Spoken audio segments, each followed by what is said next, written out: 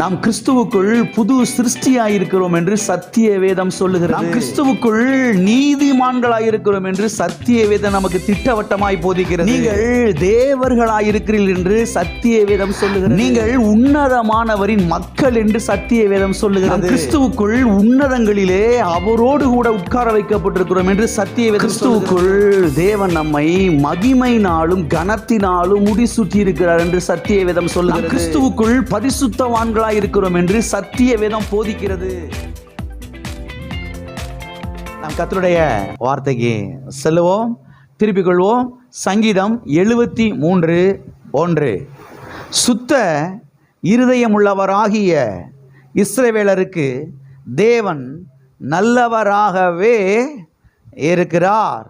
தேவன் நல்லவராகவே இருக்கிறார். கடந்த பல வாரங்களாக நேம்ஸ் ஆஃப் காட், தேவனுடைய நாமங்கள், தேவனுடைய நாமங்களை குறித்து நாம் செவ்வாய்க்கிழமை ஆராதனைகளிலே நாம் பார்த்து கொண்டு வருகிறோம், நாம் தியானித்து கொண்டு வருகிறோம்.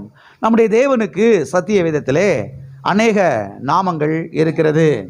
Elohim, El Shaddai, Ebenezer, El Roi, Jehovah Jireh, Jehovah Rohi, Jehovah Rapha, Jehovah Shammah, Jehovah Shalom, Jehovah Tsidkenu, Jehovah Sabaoth, Immanuel, இயேசு என்று இப்படி நம்முடைய தேவனுக்கு சத்திய வேதத்திலே அநேக நாமங்கள் இருக்கிறது.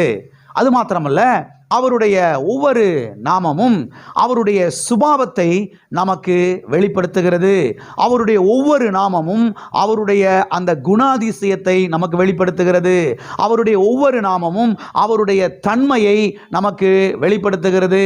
அவருடைய ஒவ்வொரு நாமமும் அவருடைய கேரக்டரை நமக்கு வெளிப்படுத்துகிறது. அவர் எப்படிப்பட்டவர், அவர் என்ன செய்கிறார், அவராலே என்ன செய்ய முடியும் என்பதையெல்லாம் இந்த நாமங்கள் நமக்கு தெளிவாய் வெளிப்படுத்துகிறது. அவர் எவ்வளவு பெரியவர், அவர் எவ்வளவு நல்லவர், அவர் எவ்வளவு வல்லமையுள்ளவர், அவர் எவ்வளவு உண்மையுள்ளவர் என்பதையெல்லாம் இந்த நாமங்கள் நமக்கு வெளிப்படுத்துகிறது.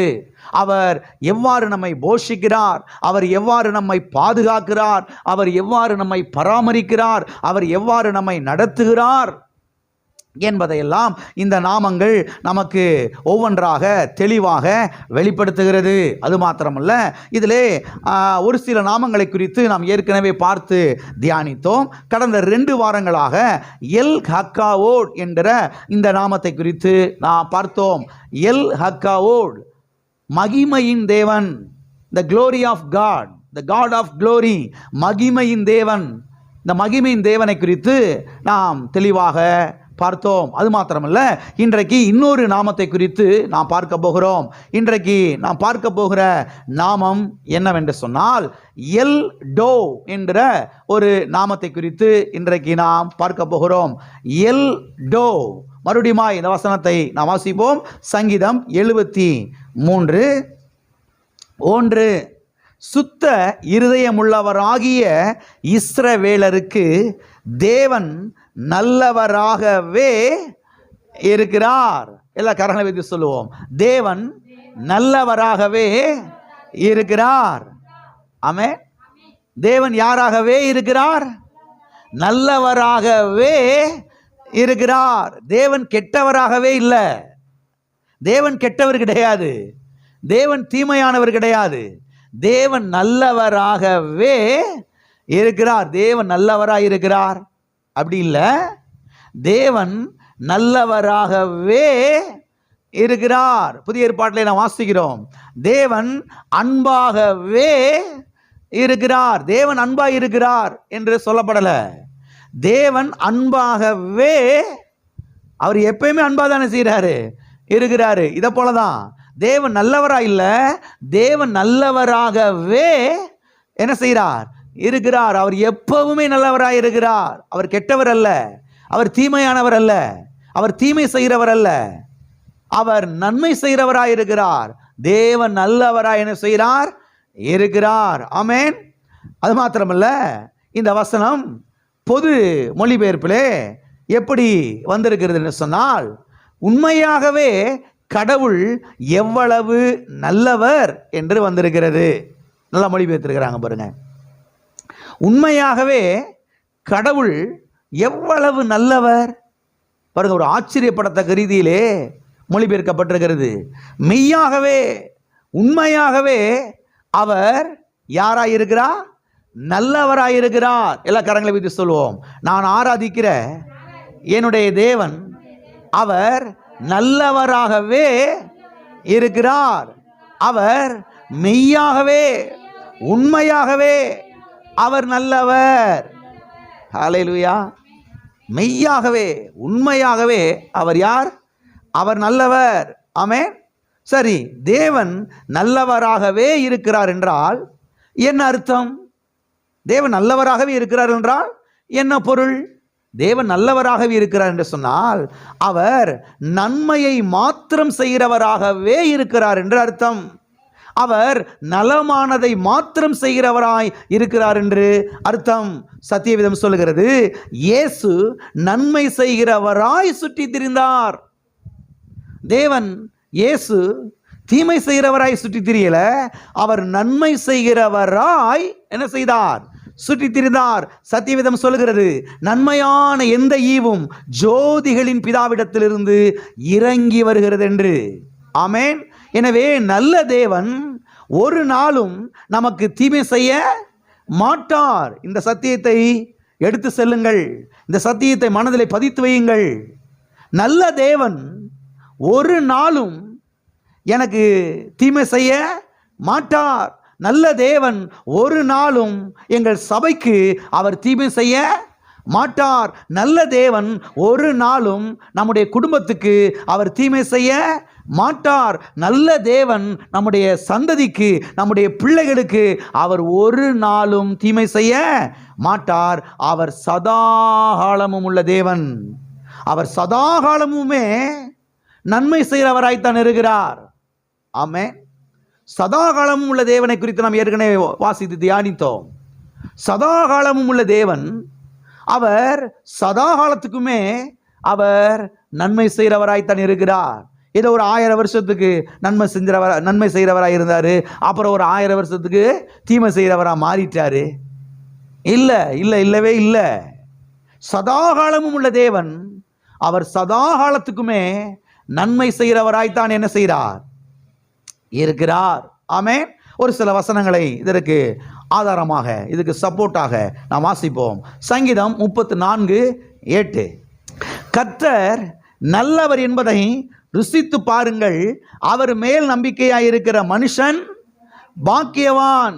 கர்த்தர் எப்படிப்பட்டவர் என்று ருசித்து பாருங்கள், நல்லவர் என்பதை ருசித்து பாருங்கள்.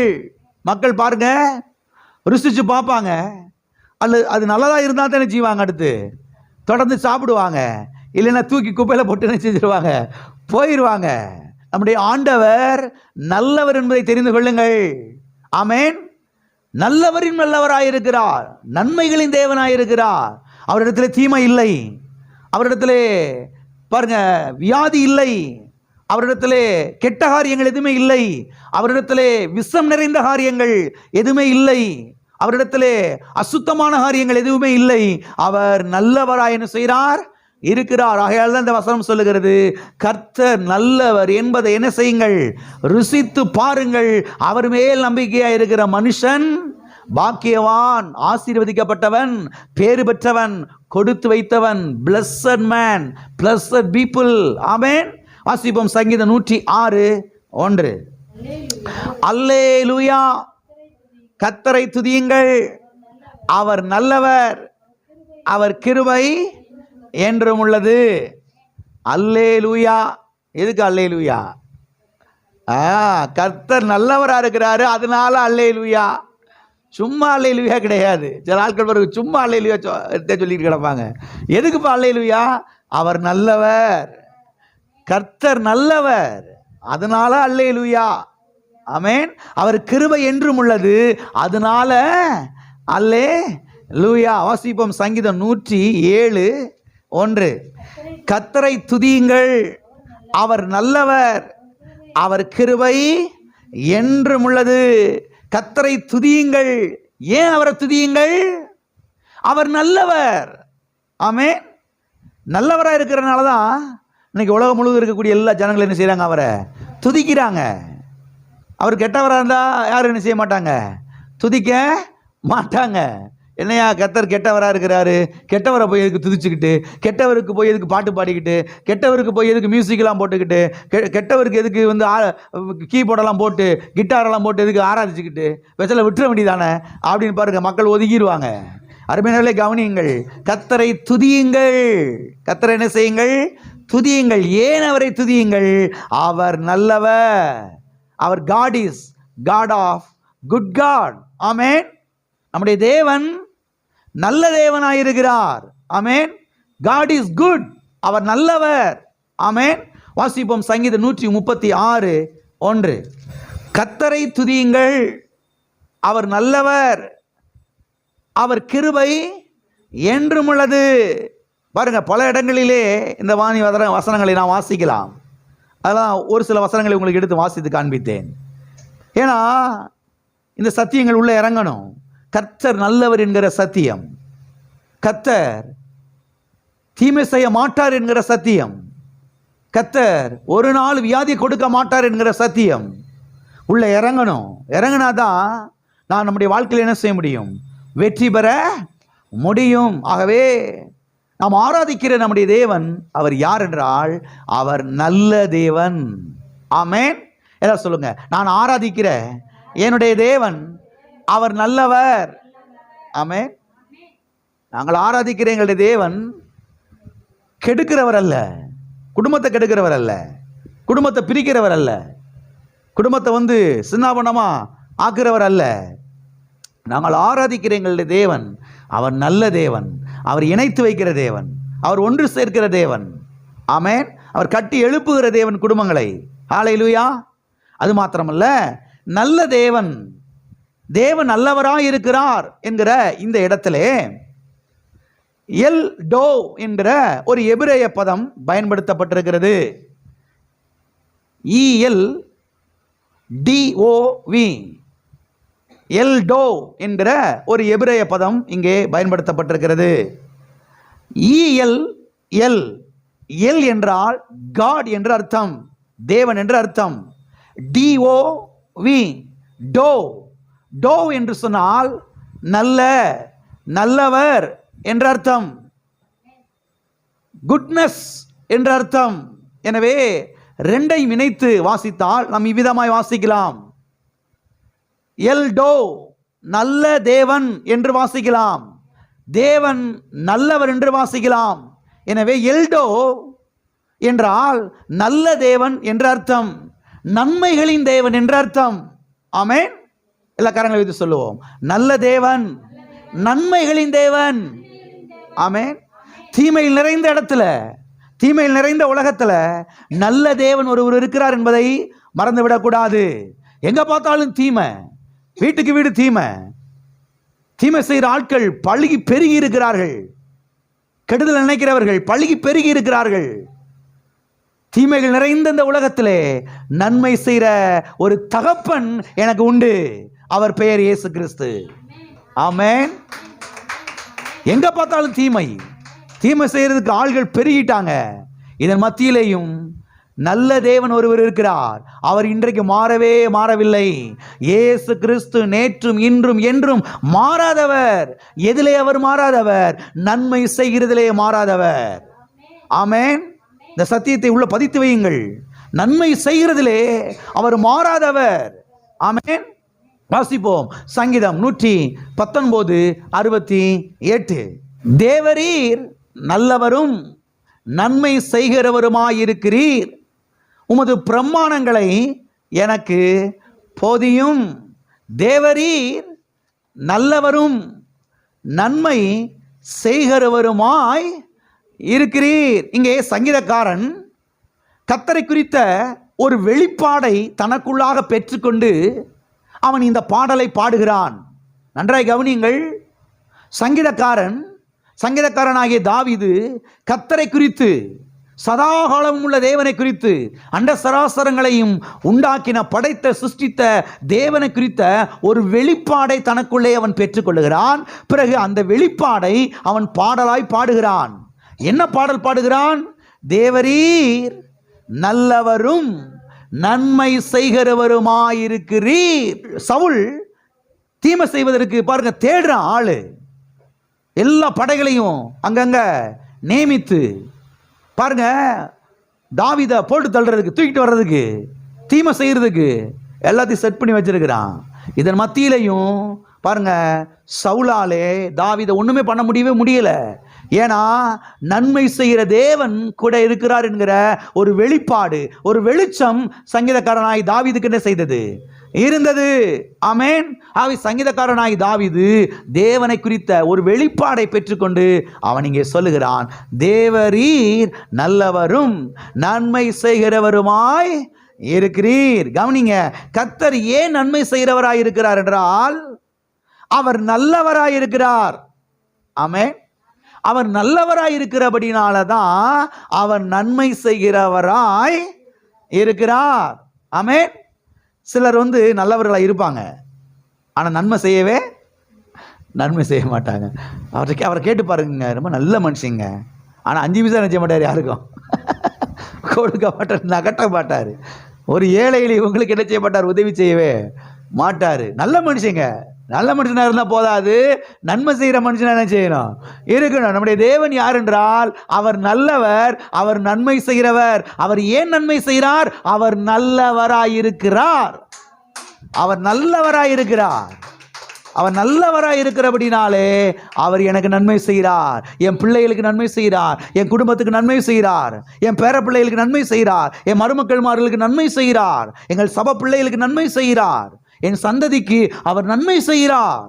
ஆமென். ஆகவே தேவனை குறித்த ஒரு சரியான வெளிப்பாடு நமக்கு வர வேண்டியது அவசியமாயிருக்கிறது. அருமையானவர்களே கவனியுங்கள், பெந்தேகோஸ்தே ஜனங்கள் என்ன சொல்கிறார்கள் என்றால், அநேக பெந்தேகோஸ்தே ஜனங்கள் என்ன சொல்லுகிறார்கள் என்றால், கர்த்தர் சில வேளை நன்மை செய்வார் பிரதர், சில வேளை என்ன செய்வார்? அவரு தீமை செய்வார் பிரதர். கர்த்தர் என்ன செய்வாரா? சில வேளைகளில நன்மை செய்வாரா, சில வேளைகளில தீமை என்ன செய்வாரா? அது உங்க பக்கத்து வீட்டில் இருக்கிற ஆளு, கர்த்தர் கிடையாது. உங்க பக்கத்து வீட்டில் இருக்கிற ஆள் வேணா சில சமயம் நன்மை செய்வார், சில சமயம் என்ன செய்வார்? தீமை செய்வார். முழுக்க தீமை செய்கிற ஆட்கள் சில சமயம் பக்கத்தில் என்ன செய்கிறாங்க? இருக்கிறாங்க. இவங்களோட போய் கர்த்தரை நிச்சயக்கூடாது, முடிச்சு போட்டு பேசக்கூடாது. உங்கள் ஆஃபீஸில் இருக்கிறாரு மேனேஜர் ஒருத்தர், அவரோடு கூட நிச்சயக்கூடாது, ஆண்டவரை முடிச்சு போட்டு பேசக்கூடாது. தேவன் நல்லவராகவே என்ன செய்கிறார்? இருக்கிறார். ஆமென். ஆகவே இது முற்றிலும் தவறான ஒரு கருத்து என்பதை தெரிந்து கொள்ளுங்கள். கர்த்தர் சில வேளைகளில் நன்மை செய்வார் பிரதர், சில வேளைகளில் தீமை செய்வார் என்று சொல்வது முற்றிலும் சத்திய வேதத்துக்கு புறம்பான ஒரு கருத்து, ஒரு எண்ணம் என்பதை நீங்கள் புரிந்து கொள்ள வேண்டும். ஏனென்று சொன்னால் இந்த வசனம் சொல்லுகிறது, கர்த்தர் நல்லவராய் என்ன செய்கிறார்? இருக்கிறார். எனவேதான் அவர் நன்மை செய்கிறவராய் இருக்கிறார் என்று இந்த வசனம் திட்டமும் தெளிவுமாய் நமக்கு சொல்லுகிறது. எல்லா கரங்களை வைத்து சொல்லுவோம், தேவரீர் நல்லவரும் எனக்கு நன்மை செய்கிறவருமாய் இருக்கிறீர். தேவரீர் ஒரு நாளும் எனக்கு நீர் தீமை செய்ய மாட்டீர். ஹல்லேலூயா, ஹல்லேலூயா. அவர் நாமம் எல்டோ, அவர் நல்லவராகவே என்ன செய்கிறார்? இருக்கிறார். எனவே சரியான ஒரு அஸ்திபாரத்தின் மேலே நாம் நிற்க வேண்டியது மிக மிக மிக அவசியமாயிருக்கிறது. சரியான ஒரு அஸ்திபாரத்தின் மேலே நாம் நிற்கும் பொழுதுதான் நாம் வெற்றி பெற முடியும். இந்த பூலோகத்திலே நாம் ஜெயிக்க முடியும். இந்த பூலோகத்திலே நாம் செழிக்க முடியும்.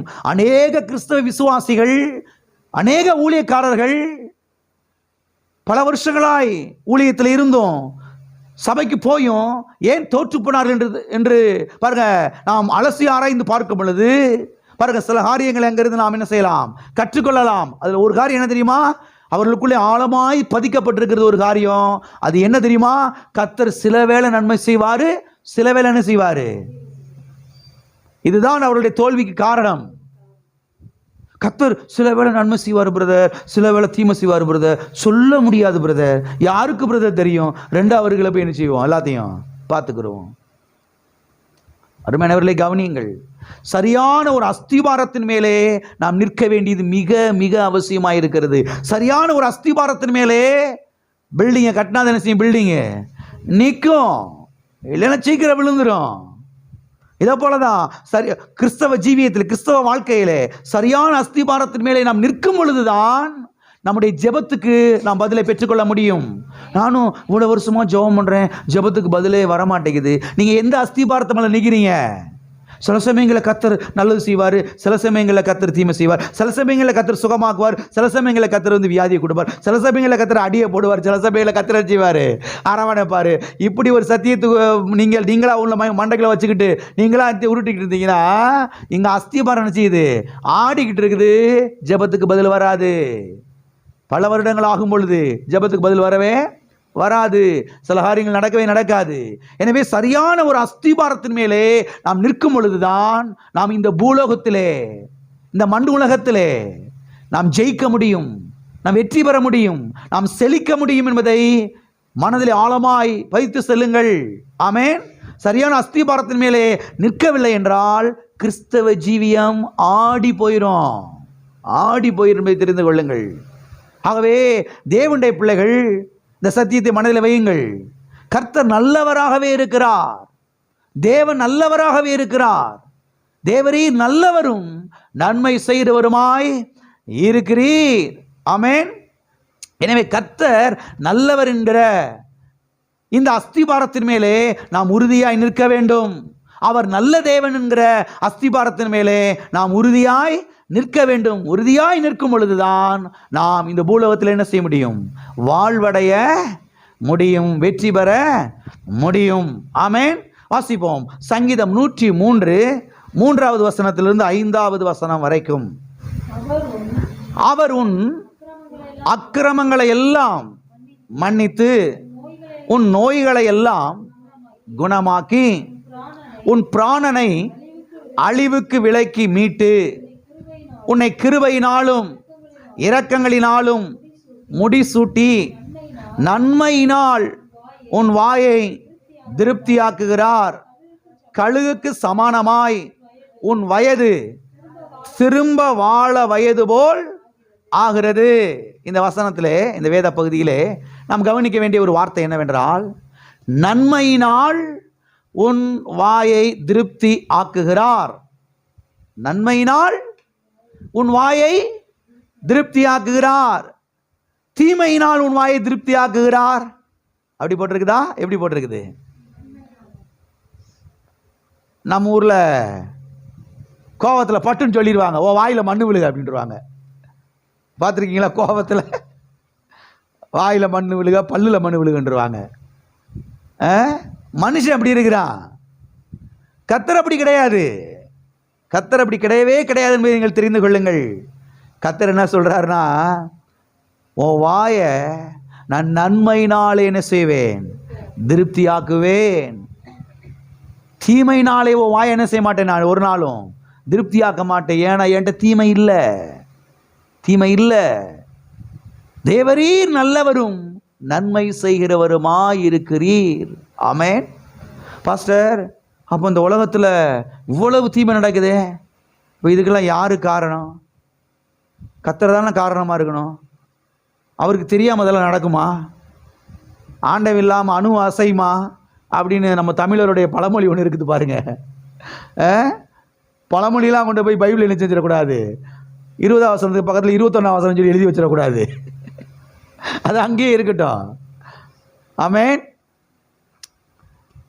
தேவன் பாருங்க தீமை செய்ய மாட்டார். இந்த உலகத்தில் 1000 தீமைகள் நடக்கலாம், அதுக்கு தேவன் பொறுப்பு கிடையவே கிடையாது. பாருங்க, இதை குறித்து நான் வருகிற வாரங்களுக்கு ரொம்ப தெளிவாய் நான் எடுத்து உங்களுக்கு காண்பிக்க விரும்புகிறேன். சில நல்ல ஊழியக்காரர்களுடைய வாழ்க்கையில கூட சில தீமைகள் நடந்திருக்கலாம். இதற்கு தேவன் பொறுப்பு கிடையாது என்பதை தெரிந்து கொள்ளுங்கள். பெரிய பெரிய அப்போஸ்தலர்கள், வல்லமையாய் கர்த்தராலே பயன்படுத்தப்பட்டவர்கள், அவருடைய வாழ்க்கையில கூட சில தீமைகள் நடந்திருக்கலாம். அதற்கும் கூட தேவன் பொறுப்பு கிடையவே கிடையாது என்பதை தெரிந்து கொள்ளுங்கள். அதுக்கு 1000 காரணங்கள் இருக்கலாம். இல்லை, அவர் ஊழியக்காரர், அவர் அப்போஸ்தலர், அவர் ஆண்டவருடைய பிள்ளை, அவருடைய வாழ்க்கையில் நடந்திருந்தா அது தேவன் தான் அதுக்கு காரணமாக இருந்திருக்கணும். தவறாய் முடிவு எடுக்கக்கூடாது, தவறாய் முடிவு எடுக்கக்கூடாது என்பதை தெரிந்து கொள்ளுங்கள். அதுக்கு 1000 காரணங்கள் இருக்கலாம். அதுக்கு தேவன் பொறுப்பு கிடையவே கிடையாது. நீங்கள் வெற்றி பெற வேண்டும் என்று சொன்னால் சரியான ஒரு அஸ்திபாரத்தின் மேலே நீங்கள் நிற்க வேண்டியது அவசியமாக இருக்கிறது. சரியான அஸ்திபாரத்தின் மேலே நீங்கள் நிற்க வேண்டும். ஆகவே கர்த்தர் யார் என்றால் அவர் நல்லவர். ஆமென். நல்ல தேவன். தேவன் நல்லவராகவே என்ன செய்கிறார் இருக்கிறார். அவர் நன்மையினால் நம்முடைய வாயை திருப்தியாக்குகிறார். ஹல்லேலூயா. எல்லா கரங்களும் இது சொல்லுவோம். கர்த்தர் என் வாயை நன்மையினால் திருப்தியாக்குகிறார். ஆமென். முதலாவது நன்மை எங்க வருது? கரெக்ட். முதலாவது நன்மை எங்க வருது? சத்தமா சொல்லுங்க, எங்க வருது? வாயில நன்மை வராம வாழ்க்கையில நன்மை வந்து செய்யாது, வராது. திட்டமாய் தெரிந்து கொள்ளுங்கள். நீங்க வாயில தீமையவே பேசிக்கிட்டு இருக்க கூடாது. வாயில வியாதியவே பேசிக்கிட்டு இருக்க கூடாது. வாயில மரணத்தவே என்ன செய்யக்கூடாது, பேசிக்கிட்டு இருக்க கூடாது. வாயில சாவை பத்தி பேசிக்கிட்டே இருக்க கூடாது. இந்த சாவு தொலைதான் பாரு. சாவு தொலைதான் பாரு. நீங்க கூட கடந்து மாரடிக்க வேண்டியதா இருக்குது. நீங்க கூட கடந்து மல்லு கட்ட வேண்டியிருக்குது. அப்படி பேசுறது பாருங்க. சாவு வருதான் பாரு, வியாதி வருதான் பாரு. அருமையானவர்களை கவனியுங்கள், கவனியுங்கள். வாயை சரி பண்ண வேண்டியது அவசியமாக இருக்கிறது. அவை கர்த்தர் முதலாவது நம்முடைய வாயை என்ன செய்கிறார்? அவர் சரிப்படுத்துகிறார். எல்லாம் சொல்லுங்க, கர்த்தர் என் வாயை முதலாவது சரிப்படுத்துகிறார். ஆமென். வாயை சரிப்படுத்திட்டா என்ன செஞ்சிட எல்லாமே. ஊரில் சண்டை சொல்லுவாங்க, ஒரு டே வாயை வச்சுக்கிட்டு சும்மா இருறா கொஞ்சம் நேரத்துக்கு. ஏன்னா வாயினால தான் பிரச்சனை என்ன செய்யுது. கொஞ்சம் நேரம் வாயை வச்சுக்கிட்டு போய் நில்லுப்பில் நாங்கள் பேசிக்கிறோம், சம்மா நாங்கள் சரி பண்ணிடுறோம். என்ன காரணம்னா வாயினால தான் பிரச்சனையே ஆரம்பிக்குது. கர்த்தர் என்ன சொல்றாருன்னா, ஓ வாயை நன்மையினால் என்ன செய்கிறேன்? திருப்தி ஆக்குகிறேன். இப்போ உன் வாயை திறந்து நன்மையை பேச பழகு. நல்ல தேவனை பற்றி பேச பழகு. நன்மை செய்கிற தேவனை உயர்த்தி பேச பழகு. உனக்காய் கல்வாரி சிலுவையில் ஜீவனை கொடுத்த கடைசி சொட்டு ரத்தத்தையும் சிந்தின இந்த நல்ல இயேசுவை குறித்து வாயை திறந்து பேச பழகு. பேசுவாய் என்று சொன்னால் நன்மை நிச்சயமாய் உன் வாழ்க்கையில பலிக்கவே பலிக்கும். அநேகர் பாருங்க, இந்த நல்ல இயேசுவை குறித்து வாயில பேசுறதே கிடையாது. அவர் கல்வாரி சிலுவையில் எனக்காக என்ன செய்து முடித்தார், என்னென்ன நன்மைகளை அவர் ஆயத்தம் பண்ணி வைத்திருக்கிறார், அதை குறித்து வாயத்திலிருந்து பேசுவது கிடையவே கிடையாது. பிரச்சனை வந்த உடனே, ஆண்டவரே உங்களுக்கு கண்ணு இருக்கா, காது இருக்கா, ஆண்டவரே ஏன்டவரை இப்படி பார்த்துக்கிட்டு சும்மா உட்காந்துருக்கிறீங்க குத்துக்கள் மாதிரி, அப்படிலாம் பேச தெரியுது, அப்படிலாம் பேச தெரியுது. ஆனால் நல்ல தேவனை உயர்த்துறதுக்கு வாய் வரவே வரமாட்டேங்குது. நன்மை செய்கிற தேவனை குறித்து பேசுவதற்கு வாய் வரவே வரமாட்டேங்குது. பாருங்க, அருமையான தேவனுடைய பிள்ளைகளை கவனியுங்கள். நன்மையினால் அவர் உன் வாயை திருப்தியாக்குகிறார் என்று எழுதப்பட்டிருக்கிறது. ஆகவே நன்மையை வாயை திறந்து பேசுங்கள். ஆசீர்வாதத்தை வாயை திறந்து பேசுங்கள். சுகத்தை வாயை திறந்து பேசுங்கள். பலனை குறித்து வாயை திறந்து பேசுங்கள். வெற்றியை குறித்து, உயர்வை குறித்து, வாழ்வை குறித்து, வளமை குறித்து. ஆமென். அப்படி பேசுங்க. இந்த நேரம் வறட்சி குறித்து, தரித்திரத்தை குறித்து என்ன செய்யாதீங்க, வியாதி குறித்து, தீமையை குறித்து என்ன செய்யாதீங்க, பேசாதிருங்கள். நன்மை செய்கிற தேவனை குறித்து, நன்மையினால் வாயை திருப்தியாக்குகிற தேவனை குறித்து. ஆமென். அவர் உன் ஆத்துமாவை திருப்தியாக்கின்னு எழுதப்பட்டிருக்கிறது. எதனாலே? நன்மையினாலே. ஆமென். நன்மையினாலே அவர் திருப்தியாக்குகிறவராய் இருக்கிறார். எனவே கர்த்தர் நல்லவர் என்கிற அஸ்திபாரத்தின் மேலே நாம் நிற்க வேண்டியது மிக மிக அவசியமாயிருக்கிறது. அந்த அஸ்திபாரத்தில் நின்றுக்கிட்டு நீங்கள் ஜெபம் பண்ணீங்கன்னா ஜெபத்துக்கு 100க்கு 100 பதிலை பெற்றுக்கொள்வீர்கள். ஆமென். ஆமென். கர்த்தர் மேலே ஒரு முறுமுறுப்பு, ஒரு கசப்பு, ஒரு கோபம், ஒரு மனத்தாங்கல், இதை வச்சுக்கிட்டு மறுபடியும் போய் ஆண்டவரே எப்படியா செய்யுங்க ஆண்டவரே என்ன என்கிட்ட செய்கிறது. கர்த்தர் மேலே ஒரு அன்பு, கர்த்தர் மேலே ஒரு பாசம், நேசம், இதெல்லாம் எப்போ வரும்னா கர்த்தர் நல்லவர் என்கிற அந்த வெளிச்சம் வரும் பொழுது தான் கர்த்தர் மேலே அன்பு பெருகும். கர்த்தர் எவ்வளவு நல்லவர், கர்த்தர் எவ்வளவு அன்புள்ளவர், கர்த்தர் எவ்வளவு இரக்கம் உள்ளவர், கர்த்தர் எனக்காண்டி சிலுவையில் எவ்வளவு செஞ்சு முடிச்சிருக்கிறாரு. என்னுடைய வீட்டில் இருக்க தகப்பனும் தாய் கூட எவ்வளவு செய்ய மாட்டாங்க. இந்த தேவன் எவ்வளவு செஞ்சிருக்கிறாரு பாருங்க. இதை குறித்து ஒரு வெளிச்சம் வரும் பொழுது அன்பு பெருக ஆரம்பிக்கிறது. கர்த்தர் நல்லவர் என்கிற ஒரு வெளிப்பாடு உள்ள வர ஆரம்பிக்கிறது. இந்த வெளிப்பாடின் அடிப்படையிலே போய் ஜெபிக்கும் பொழுது 100க்கு 100 ஜெபத்துக்கு பதில் என்ன செய்ய ஆரம்பிக்கிறது, வர ஆரம்பிக்கிறது. ஆமென். ஆகவே அவர் நாமம் எல் டோ, அவர் நல்ல தேவன். ஆமென். அது மாத்திரமல்ல, எல்டோ எல்லார் மேலும் நல்லவராயிருக்கிறார் என்று சத்தியவேதம் சொல்லுகிறது. இது எனக்கு ஆச்சரியமாக இருக்கிறது. கர்த்தர் எல்லார் மேலும் நல்லவராயிருக்கிறாராம். எல்லார் மேலும் நல்லவராயிருக்கிறாராம். வாசிப்போம். சங்கீதம் 145 8 9. கர்த்தர் இரக்கமும் மன உருக்கமும் நீடிய சாந்தமும் மிகுந்த கிருபையும் உள்ளவர். கர்த்தர் எல்லார் மேலும் தயவுள்ளவர். அவர் இரக்கங்கள் அவருடைய எல்லா கிரியைகள் மேலும் உள்ளது. இந்த வசனத்திலே நாம் கவனிக்க வேண்டிய வார்த்தை, கர்த்தர் எல்லார் மேலும் தயவுள்ளவர். எல்லாம் சொல்லுங்க, கர்த்தர் எல்லார் மேலும் தயவுள்ளவர். ஆமென். இங்கே சங்கீதக்காரனாகிய தாவீது ஒரு வெளிப்பாடை பெற்றுக்கொண்டு அவன் இவ்விதமாய் பாடுகிறான். பாடலை பாடுகிறான். கர்த்தர் எல்லார் மேலும் தயவுள்ளவர் என்று இந்த பாடலை அவன் பாடுகிறான். எத்தனை பேர் மேலும் அவர் நல்ல தயவுள்ளவராயிருக்கிறார்? எல்லார் மேலும் தயவுள்ளவராயிருக்கிறார். அது மாத்திரமல்ல, நல்லா கவனிங்க. இந்த வசனம் நியூ கிங் ஜேம்ஸ் வெர்சன் என்கிற ஒரு ஆங்கில வேதாகமத்திலே இது எப்படி வந்திருக்கிறது என்று சொன்னால், இந்த வசனம், the Lord is good to all. the Lord is good to all. கர்த்தர் எல்லார் மேலும் நல்லவராயிருக்கிறார். தமிழ்ல தான் கர்த்தர் எல்லார் மேலும் தயவுள்ளவர் என்று மொழிபெயர்த்துட்டாங்க. ஆனால் மற்ற சில மொழிபெயர்ப்புகளை நான் வாசித்து பார்த்தேன். மற்ற எல்லா மொழிபெயர்ப்புகள்லையும் இப்படி தான் மொழிபெயர்த்திருக்கிறாங்க. The Lord is good to all. ALL all. கர்த்தர் எல்லார் மேலும் நல்லவராயிருக்கிறார். எத்தனை பேர் மேல அவர் நல்லவராயிருக்கிறாரு? எல்லார் மேலும் செய்கிறாரு, அவர் நல்லவராயிருக்கிறார். அது மாத்திரமல்ல, இந்த வசனம் நியூ செஞ்சுரி வெர்சன் என்கிற இன்னொரு ஆங்கில வேதாகமத்திலே எப்படி வந்திருக்கிறது என்று சொன்னால், the Lord is good to everyone. the Lord is good to everyone. அதாவது கர்த்தர் ஒவ்வொருவரும் மேலும் நல்லவராயிருக்கிறார்.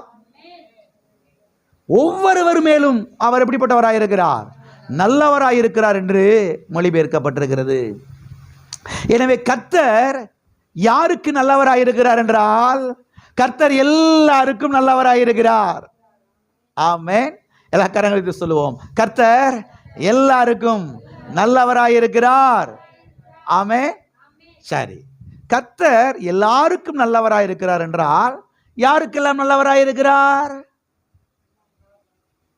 ஏதாளமா கவனிக்கணும் இன்னைக்கு நீங்க. கர்த்தர் எல்லார் மேலும் நல்லவராயிருக்கிறார் என்றால் யாருக்கெல்லாம் நல்லவராயிருக்கிறார்? அந்த சர்ச்சுக்கு போய் ஞானஸ்தானம் எடுத்திருக்காங்களே அந்த சகோதரி, அவங்க மேல மாத்திரமா? அந்த அந்த பிரதர் நல்லா வல்லமையாய் ஜெபம் பண்ணுவாரு, அவர் மேல மாத்திரமா? கர்த்தர் எல்லார் மேலும் நல்லவராயிருக்கிறார் என்றால் யாருக்கெல்லாம் அவர் நல்லவராயிருக்கிறார்? அருமையானவர்களே கவனியுங்கள். பாவிகளுக்கு அவர் நல்லவராயிருக்கிறார், குடிகாரனுக்கு அவர் நல்லவராயிருக்கிறார், கொள்ளைக்காரனுக்கு அவர் நல்லவராயிருக்கிறார், அக்கிரமக்காரனுக்கு அவர் நல்லவராயிருக்கிறார். திட்டமாய் தெரிந்து கொள்ளுங்கள். இன்னைக்கு பாருங்க, உலகத்தில் சொல்லுவாங்க, டாய் நான் நல்லவனுக்கு நல்லவன், கெட்டவனுக்கு கெட்டவன். கர்த்தர் யார் தெரியுமா? கெட்டவனுக்கும் நல்லவர். சத்தியத்தை உள்ள வையுங்கள், உங்களுக்கு வாழ்வு உண்டாகும். கர்த்தர் கெட்டவனுக்கும் யாரா தருகிறாரு? நல்லவரா தருகிறாரு. தீமை செய்கிறவனுக்கும் அவர் நல்லவராய்த்தான் என்ன செய்கிறார்? இருக்கிறார் என்பதை தெரிந்து கொள்ளுங்கள். ஆகவே அவர் நாமம் எல்டோ. அவர் நல்லவராயிருக்கிறார், அவர் நன்மை செய்கிறவராயிருக்கிறார். தேவரீர் நல்லவரும் நன்மை செய்கிறவருமாயிருக்கிறீர். உம்முடைய வார்த்தை எனக்கு என்ன செய்யும்? போதியும். விளராளமாய் கவனியுங்கள். இவர்களுக்கே கர்த்தர் நல்லவராயிருக்கிறார்னா யாருக்கு? பாவிகளுக்கு, குடிகாரர்களுக்கு, கொள்ளைக்காரர்களுக்கு, கொலைகாரர்களுக்கு, அக்கிரமக்காரர்களுக்கு, இவர்களுக்கே கர்த்தர் நல்லவராக இருக்கிறார்னா நான் அவருடைய பிள்ளையா இருக்கிறேன். எனக்கு அவர் நல்லவராக இருப்பாரா இருக்க மாட்டாரா? ஆழமாய் கவனியுங்கள், ஆழமாய் கவனியுங்கள்.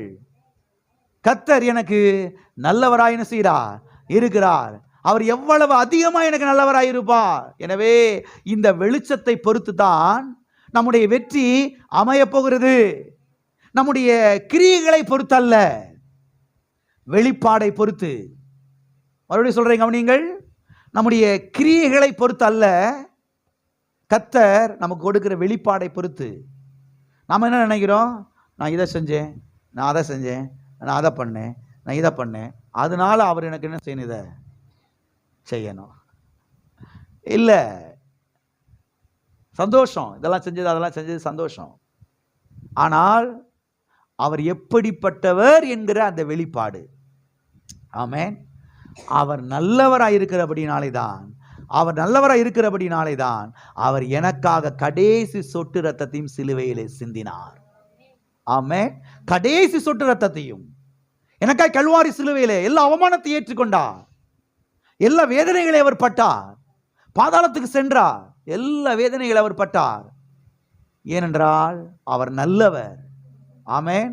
அவர் நல்லவராய் இருக்கிறபடினாலே, அவர் எனக்கு நன்மை செய்ய அவர் திட்டமிட்டிருந்தபடினாலே எல்லா தீமைகளையும் அவர் கல்வாரி சிலுவையில் என்ன செய்தார்? அவர் ஏற்றுக்கொண்டார். ஆகவே இன்றைக்கு நான் போய் ஏதோ ஒரு நல்ல காரியத்தை செஞ்சதுனால எனக்கு நன்மை வர்றது கிடையாது. அவர் நல்லவராய் இருக்கிறபடினால எனக்கு நன்மை வருது. ஆமென். எல்லாம் சொல்லுவோமா? அவர் நல்லவராய் இருக்கிறபடினாலே எனக்கு நன்மைகள் வருகிறது. ஆமென். ஆகவே இந்த வெளிச்சத்தை நீங்கள் ஆழமாய் உள்ளே பதிக்க வேண்டியது அவசியமாய் இருக்கிறது. இந்த வெளிப்பாடை உள்ளே நீங்கள் வைக்க வேண்டியது அவசியமாய் இருக்கிறது. என்ன வெளிப்பாடு? கர்த்தர் நல்லவர், நல்ல தேவன் என்கிற வெளிப்பாடு. எனவே கர்த்தர் நல்லவர், நல்ல தேவன் என்கிற இந்த சத்தியத்திலே நாம் என்ன செய்ய வேண்டும்? நிலைத்து நிற்க வேண்டும். ஏனென்றால் இதுதான் நமக்கு நல்ல எதிர்காலத்தை என்ன செய்யும்? அமைத்து தரும். இதுதான் நமக்கு வெற்றியை கொண்டு வரும். ஆமென். ஆகவே அவர் நாமம் எல்டோ, நல்ல தேவன். அவர் கர்த்தர் நல்லவராய் என்ன செய்கிறார்? அவர் இருக்கிறார். ஓகே, இப்பொழுது ஒரு காரியத்தை நான் பார்க்க போகிறோம். ஆண்டவராய் இயேசு கிறிஸ்து இந்த பூமியிலே மனிதனாய் வந்த பொழுது மாம்ச தகப்பனையும் பரலோக தகப்பனையும் ஒப்பிட்டு ஒரு முறை சீசர்களுக்கு சில காரியங்களை சொன்னார். அதை குறித்து இப்பொழுது நாம் பார்க்க போகிறோம். இதில் கொஞ்சம் இதை பார்ப்போம். பிறகு அடுத்த வாரத்தில் இதிலிருந்து நாம் தொடர்ந்து பார்க்கலாம்.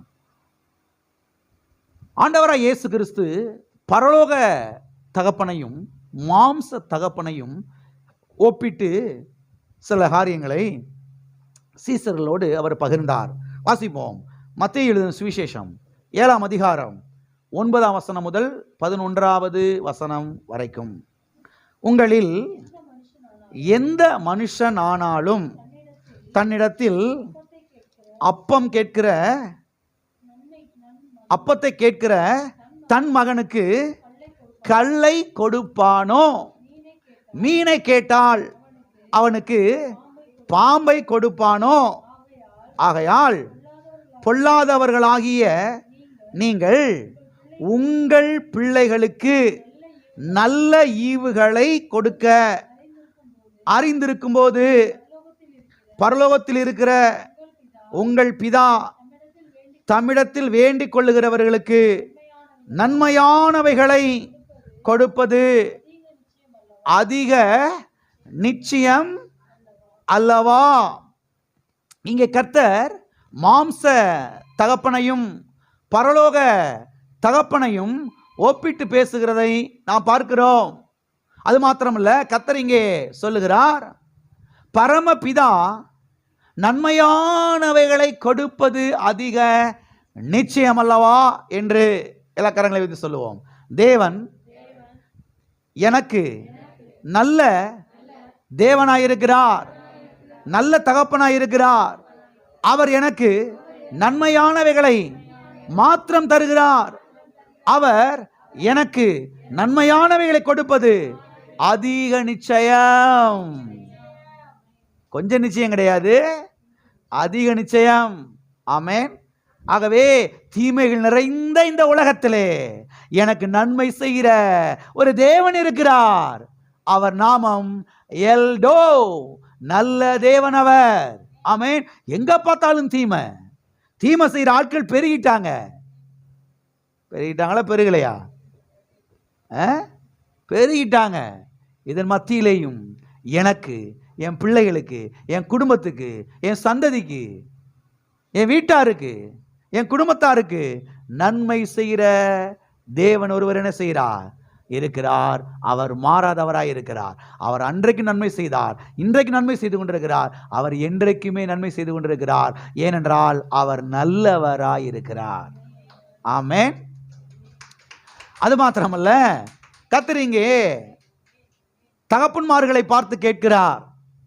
தகப்பன்மார்களை பார்த்து அவர் கேட்கிறார், மீனை கேட்டால் பாம்பை கொடுப்பானா? மீனை கேட்டால், உலகத்தில் இருக்கிற தகப்பன்மார்களை பார்த்து கேட்கிறார் ஆண்டவர், மீனை கேட்டா பாம்பை கொடுப்பானா?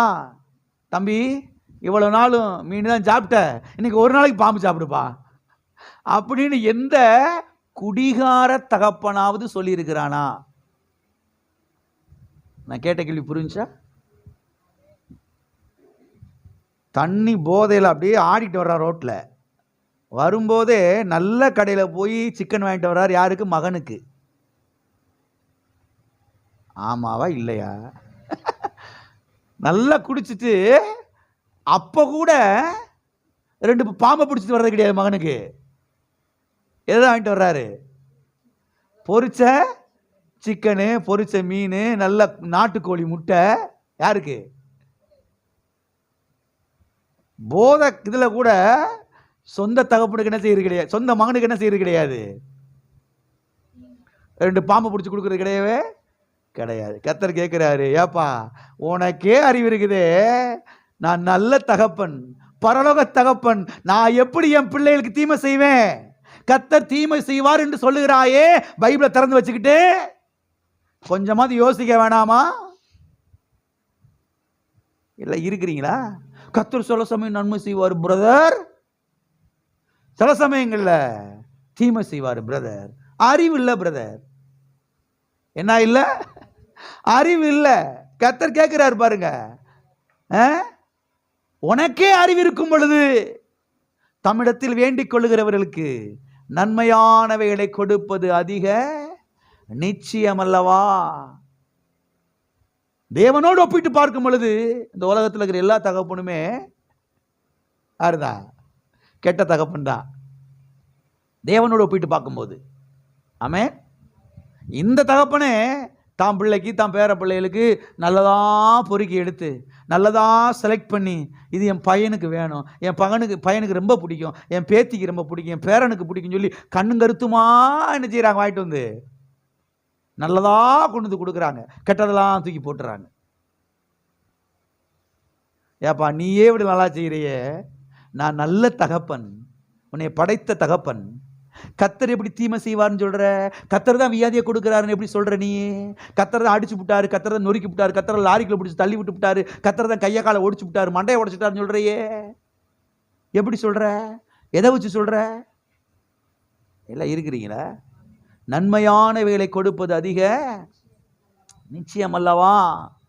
எனவே எந்த தகப்பனும் இவ்வளவு நாள் மீன் தான்ப்பா சாப்பிட்ட, இன்னைக்கு ஒரு நாளைக்கு பாம்பை சாப்பிடுப்பா அப்படின்னு செய்யறது கிடையாது, கொடுக்கிறது கிடையாது.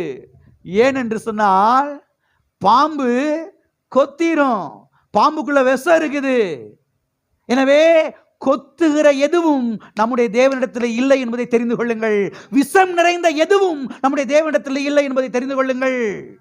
ஆமென். தீமை நிறைந்த எதுவும் நம்முடைய தேவனிடத்தில் இல்லை என்பதை தெரிந்து கொள்ளுங்கள். மக்கள் பாருங்க, சில ஆட்கள் இப்படி பிரசவம் பண்றாங்க பாருங்க, கர்த்தர் தான் தீமையை செஞ்சாரு, கர்த்தர் தான் கொத்தி விட்டாரு, கர்த்தர் தான் அடிச்சு விட்டாரு, கர்த்தர் தான் போட்டு தள்ளிட்டாருன்னு. கொத்துகிற எதுவும், விஷம் நிறைந்த எதுவும், வியாதியான காரியங்கள் எதுவும் நம்முடைய தேவனிடத்தில் இல்லை என்பதை இருதயத்தில் பதித்து செல்லுங்கள். இப்படிப்பட்ட சத்தியங்கள் தான் உங்களை வாழ வைக்கும். ஆமென். வாசிப்போம் லூக்கா எழுதின சுவிசேஷம் 11ஆம் அதிகாரம் 11 வசனம் 12வது வசனம். லூக்கா எழுதின சுவிசேஷம். இதே சம்பவத்தை அங்கே வாசிக்கிறோம். ஆனால் அங்கே கொஞ்சம் இன்னொரு காரியத்தை சொல்கிறாரு. அதனால தான் அங்கே வாசிக்கிறோம். உங்களில் தகப்பனாய் இருக்கிற ஒருவனிடத்தில் மகன் அப்பம் கேட்டால் அவனுக்கு கல்லை கொடுப்பானா? மீனை கேட்டால் மீனுக்கு பதிலாக பாம்பை கொடுப்பானா? அல்லது முட்டையை கேட்டால் அவனுக்கு தேளை கொடுப்பானா?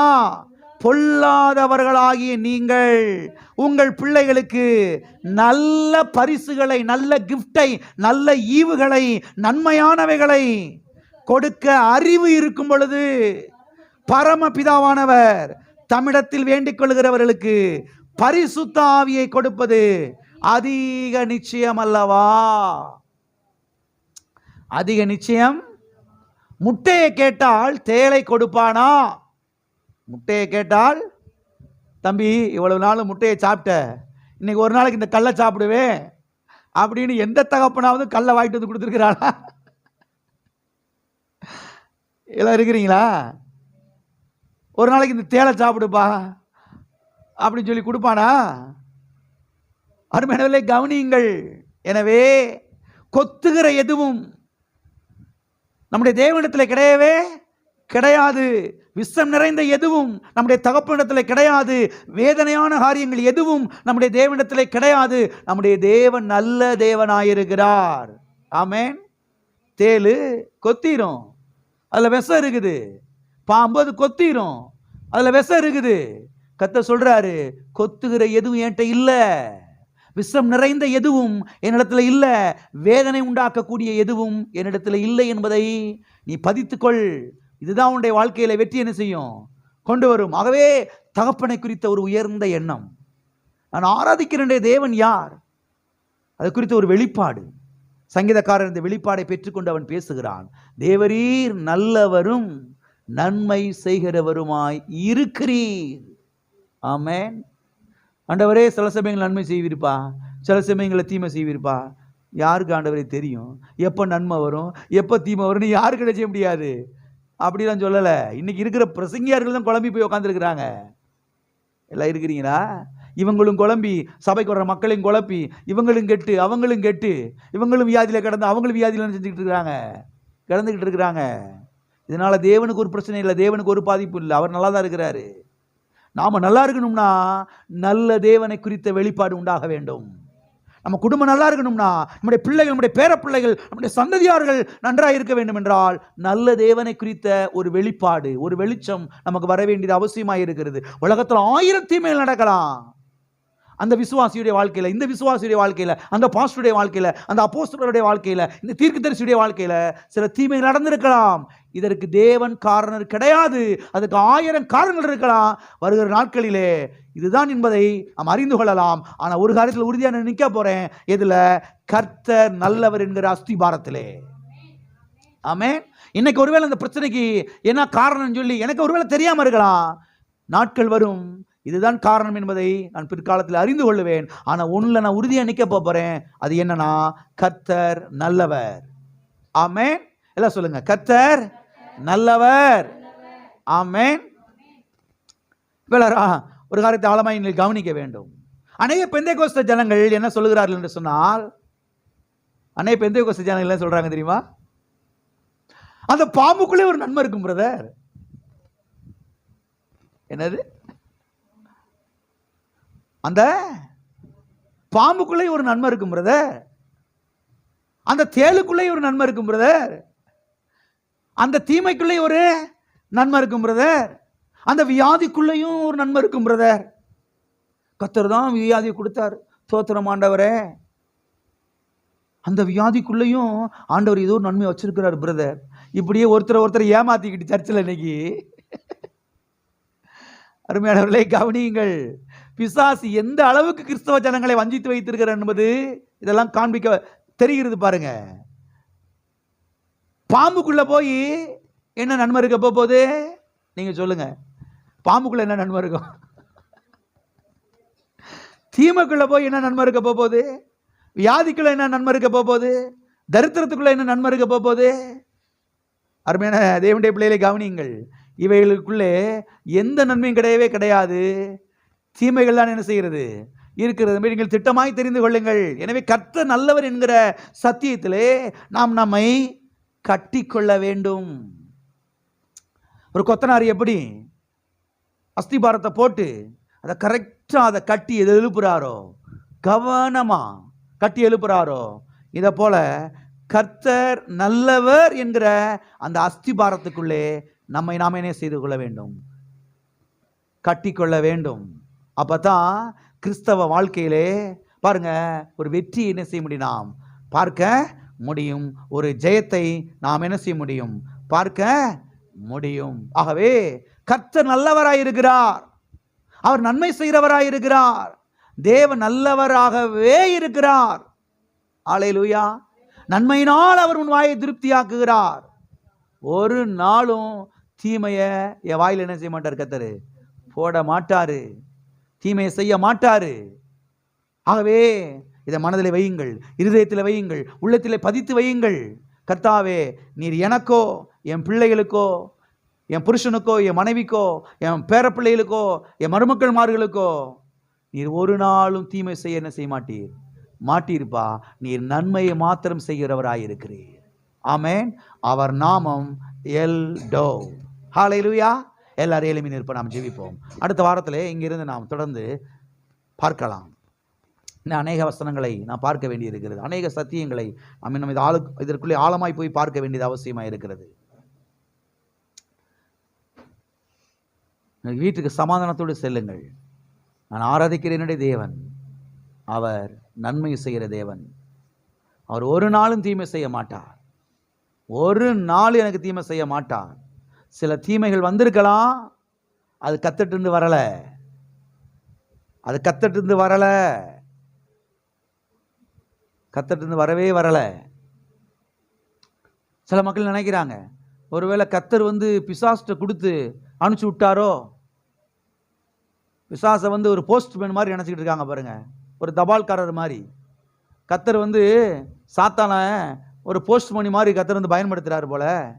அதனால் ஏதாவது தீமையை கொடுத்து விடணும்னா பிசாஸ்ட கொடுத்து போய் தேனியில் அள்ளி நகரத்தில் அந்த சிஸ்டர் வீட்டில் கொடுத்துட்டு, அந்த பிரதர் வீட்டில் கொடுத்துட்டுவான்னு சொல்லி அவர் என்ன அனுப்பிச்சு விடுறது மாதிரி இவங்க நினச்சிக்கிட்டு இருக்கிறாங்க. இல்லை என்பதை தெரிந்து கொள்ளுங்கள். நன்மையான எந்த ஈவும், எந்த நன்மையான ஈவா இருக்கட்டும், அது கத்தட்ட இருந்து மாத்திரம்தான் வருது. எந்த தீமையா இருக்கட்டும், அது கத்தட்ட இருந்து வரவே வரல. இந்த இடத்துல நில்லுங்க, இந்த இடத்துல உறுதியாய் நில்லுங்கள். அப்பதான் பிசாசை எதிர்த்து நிற்க முடியும், பிசாசை துரத்த முடியும். தீமை பிசாசிலிருந்து வந்திருக்கிறது, நன்மை கத்தட்டிருந்து வருகிறது. தீமை கத்தட்டிருந்து வருதுன்னா நம்ம ஒண்ணுமே செய்ய முடியாது, நம்ம வாட்டு உட்காந்துருப்போம். தீமை பிசாசிலிருந்து வருதுன்னா கத்த சொல்றாரு, இப்ப சர்ப்பங்களையும் தேள்களையும் மிதியுங்கள், ஒன்று உங்களை சேதப்படுத்த மாட்டாது. தீமை பிசாசிலிருந்து தான் வருதுன்னு சொல்லி நீங்க தெரிஞ்சிட்டீங்கன்னா இப்ப பிசாசை எதிர்த்து நிற்க ஆரம்பிப்பீங்க, பிசாசை துரத்த ஆரம்பிப்பீங்க, விசுவாசத்தை அங்கே ஆப்ரேட் பண்ண ஆரம்பிப்பீங்க, இயேசு நாமத்தை பயன்படுத்த ஆரம்பிப்பீங்க, இயேசுவின் ரத்தத்தை உச்சரிக்க ஆரம்பிப்பீங்க. அங்கே விடுதலை உண்டாகும். கத்தர் தான் தீமையை கொடுத்துருக்கிறாருன்னா அப்புறம் நம்ம சாகட்டில் உட்காந்துருக்க வேண்டியது அமைதியா. ஆகவே அருமையான தேவனுடைய பிள்ளைகளை கவனியுங்கள். கத்தட்ட தீமை கிடையாது, கத்தட்டு தீமை இறங்கி வரல, கத்தட்ட நன்மை மாத்திரம் இறங்கி வருகிறது. ஏனென்றால் அவர் நல்ல தேவனாயிருக்கிறார். அவர் நல்ல தேவன், அவர் நன்மையானவைகளை கொடுக்கிற தேவன், அவர் சுகத்தை கொடுக்கிற தேவன், அவர் ஐஸ்வரியத்தை கொடுக்கிற தேவன், அவர் செழிப்பை கொடுக்கிற தேவன், அவர் ஆசீர்வாதத்தை கொடுக்கிற தேவன். ஹல்லேலூயா. இஸ்ரவேலை ஆசீர்வதிப்பதே கர்த்தருக்கு பிரியம். இஸ்ரவேலுக்கு நன்மை செய்வதே அவருக்கு பிரியம். இஸ்ரவேலருக்கு கர்த்தர் தீமை செய்ய மாட்டாரு. ஏன்னா இஸ்ரவேல் மக்களோடு உடன்படிக்கை பண்ணி இருக்கிறாரு. உடன்படிக்கை பண்ணின மக்களோடு மக்களுக்கு எப்படி அவர் தீமை செய்வாரு? பண்ண முடியாதுல்ல. உடன்படிக்கை பண்ணியாச்சுன்னா நன்மை செஞ்சுதான் ஆகணும். தீமை செஞ்சாருன்னா செத்த மிருகத்துக்கு சமானமாயிரும். ஆகவே கல்வாரி சிலுவையின் மூலமாக, இயேசு கிறிஸ்துவின் ரத்தத்தின் மூலமாக கர்த்தர் நம்மோடு கூட ஒரு இரத்த உடன்படிக்கை ஏற்படுத்தி இருக்கிறார். புதிய உடன்படிக்கையை. இந்த உடன்படிக்கை நிமித்தமாக தேவன் நமக்கு நன்மை செய்தே ஆக வேண்டும். அவர் ஒரு நாளும் தீமை செய்ய மாட்டார், தீமை செய்ய மாட்டார். அவர் நாமம் எல்டோ, நல்ல தேவன், குட் காட். ஹalleluya, ஹalleluya. எல்லாரும் கர்த்தரை ஸ்தோத்திரிப்போம்.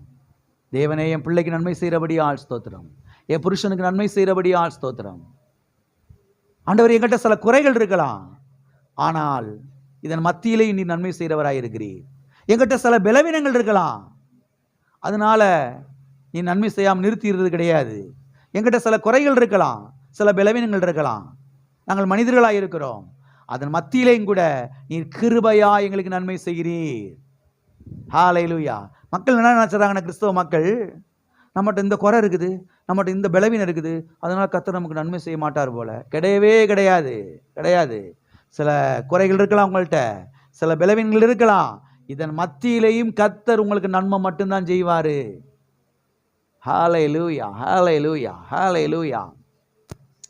தகப்பனே, இயேசுவின் நாமத்தில் உம்முடைய சமூகத்திலே நாங்கள் வருகிறோம். ஆசீர்வதிக்கப்பட்ட அந்த நல்ல வேலைக்காய் நன்றிப்பா. கர்த்தாவின் நல்ல தேவனே, உம்மை குறித்த ஒரு வெளிப்பாடை, ஒரு வெளிச்சத்தை எங்களுக்கு தர வேண்டும்படியாக நாங்கள் ஜெபிக்கிறோம். இன்னும் அதிகமாய் கர்த்தாவே, நீர் நல்லவர் என்கிற இந்த வெளிச்சத்தை எங்களுக்கு தர வேண்டும்படியாக நாங்கள் ஜெபிக்கிறோம். நீர் நல்லவர் என்கிற அந்த அஸ்திபாரத்தின் மேலே நின்று கொண்டு நாங்கள் ஜெபிக்க எங்களுக்கு உதவி செய்ய வேண்டும்படியாக நாங்கள் ஜெபிக்கிறோம். வந்திருக்கிற பிள்ளைகளுக்கு, எங்கள் சபை பிள்ளைகள் ஒவ்வொருவருக்கும் கர்த்தாவே, நீ நன்மை செய்கிற தேவனாய் இருக்கிறீர்ப்பா. கர்த்தாவே, பாவிகளுக்கே நன்மை செய்கிறீர்ப்பா, அக்கிரமக்காரர்களுக்கே நன்மை செய்கிறீர்ப்பா. நாங்கள் உம்முடைய பிள்ளைகளாக இருக்கிறோமே, எங்களுக்கு எவ்வளவு அதிகமாண்டவரே. கர்த்தாவின் நன்மையினாலே பிள்ளைகளை திருப்தியாக்குகிறீர், குடும்பத்தை நிரப்புகிறீர். அதுக்காய் ஸ்தோத்திரம். மகிமையாவையும் எங்கள் தேவனே உமக்கு ஒருவருக்கே செலுத்துகிறோம். இயேசுவின் நாமத்தில் பிதாவே. என் ஆத்துமாவே கர்த்தரை ஸ்தோத்திரி, என் முழு உள்ளமே அவருடைய பரிசுத்த நாமத்தை ஸ்தோத்திரி. கர்த்தரை ஸ்தோத்திரி.